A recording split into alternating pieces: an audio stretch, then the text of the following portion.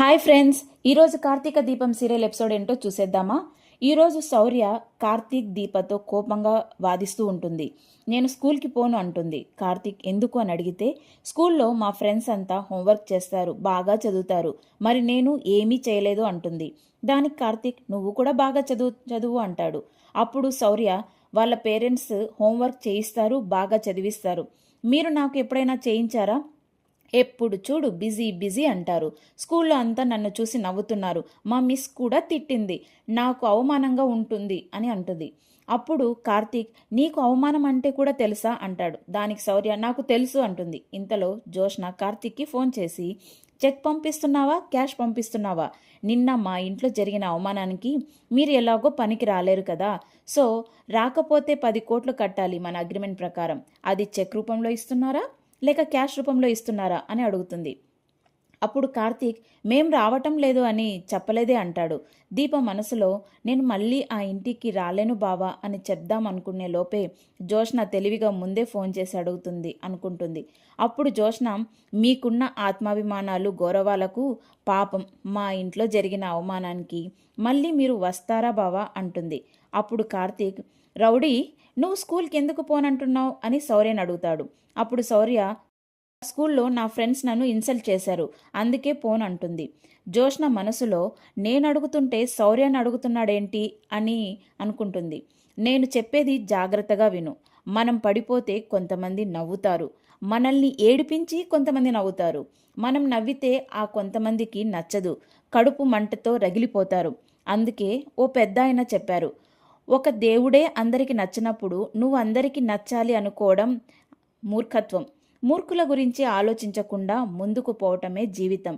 నేను మూర్ఖుల గురించి పట్టించుకోను, చేయాల్సిన పని చేసుకుంటూ పోతాను, అర్థమైందా రౌడీ అంటాడు. అప్పుడు దీప మనసులో జోష్న భావన ఏదో అడిగినట్టుంది, గట్టిగానే ఇచ్చాడుగా అనుకుంటుంది.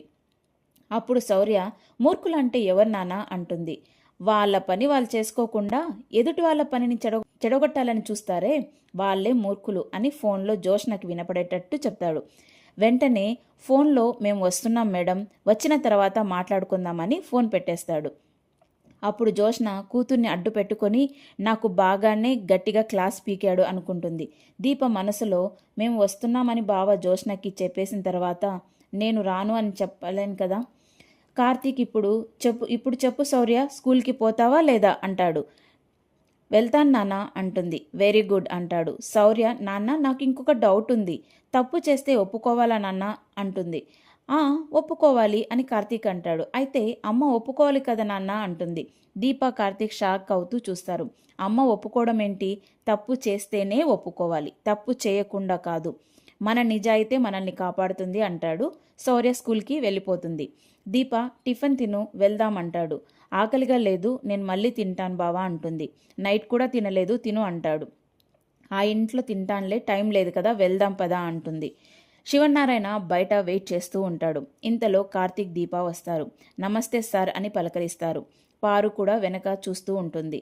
నమస్తేలు తర్వాత ముందు మీరు ఇక్కడ ఆగండి అని అంటాడు దానికి దీప ఏమైంది పెద్ద సారు, టైంకే వచ్చాం కదా, మీరు ఇంట్లో పని చేయాల్సిన పని లేదు, మీరు వెళ్ళిపోండి కార్తీక్ అంటాడు.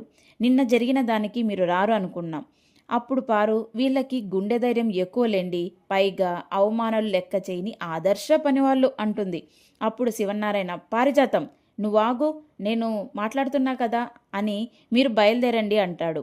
అప్పుడు కార్తీక్ ఏం సార్ మేం తప్పు చేశామని నమ్ముతున్నారా అని అంటాడు.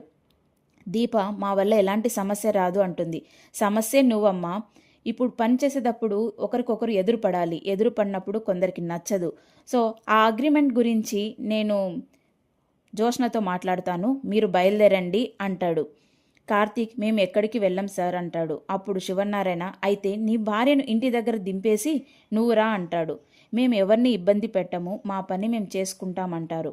అప్పుడు శివనారాయణ సరే చెప్తే వినరు కదా, ఏదైనా అనుభవం మీదే తెలుస్తాయి అని వెళ్ళిపోతాడు. జోష్న తాత చెప్పింది కరెక్టే, ఆల్ ది బెస్ట్ అని చెప్పి వెళ్ళిపోతుంది. పెద్ద మేడం పెద్ద ప్లానే వేసినట్టుంది అని కార్తీక్ అంటాడు. ఏం ప్లాన్ రా, మీ వల్ల అది వాళ్ళ అమ్మ చేతిలో తన్నులు తినింది, అంతా ఈ దీప వల్లే అని వెళ్ళిపోతుంది పారిజాతం. వెళ్ళిపోదామా బావా అంటుంది దీప. ఏం కాదు, ఏం తెలియనట్టు వెళ్ళి మీ నాన్నకు కాఫీ ఇవ్వు అంటాడు. దీప దశరథకు కాఫీ ఇచ్చి, మీరు రారు అనుకున్నాం, వచ్చారా అంటాడు. కార్తీక్ కూడా వచ్చాడమ్మా అని అడుగుతాడు. వచ్చారు సార్ అని. ఎందుకు రామ్ సార్, కాఫీ తాగండి అంటుంది. మీరు తండ్రి లాంటి వాళ్ళు, అయితే సుమిత్రమ్మ తల్లి లాంటిది. నా వల్ల మీరు అమ్మని మాట్లాడకుండా దూరం పెట్టేశారు. ఎలాంటి భార్యాభర్తల మధ్య అయినా చిన్న చిన్న మనస్పర్ధలు వస్తూనే ఉంటాయి. గడిచిన రాత్రితో పాటు అవి చీకట్లో కలిసిపోవాలి తప్ప ఉదయానికి కొత్తగా మొదలవ్వాలి. ఎందుకు ఈ ఇంట్లో సూర్యుడు ఉదయించట్లేదు? ఎప్పుడో ఏదో తప్పు జరిగింది, అది అయిపోయింది. మేం బాగానే ఉన్నాం. మీరు ఎందుకు అక్కడే ఆగిపోయారు? ఆ రోజులోనే ఎందుకు ఉండిపోయారు?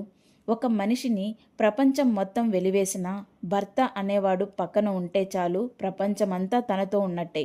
అదే భర్త దూరం పెట్టారనుకోండి, ప్రపంచం దూరం అయిపోయినట్టే. ఇన్ని రోజుల నుంచి మీరు పెట్టిన దూరానికి సుమిత్రమ్మ గారు ఎంత నరకం అనుభవించుంటారు. మనల్ని నమ్ముకొని మనల్నే ప్రేమిస్తూ మన కోసమే బ్రతికే వాళ్ళని మనం బాధ పెట్టడం ఎప్పుడు జరిగేదే. దానికంటూ ఒక టైం ఉండాలి కదా అండి. నా కారణంగా మీ ఇద్దరు బాధపడుతూ ఉన్నారు. అప్పుడు దశరథ, ఏ కారణం లేకుండా నా భార్యను దూరం పెట్టాను అనుకుంటున్నావా దీప?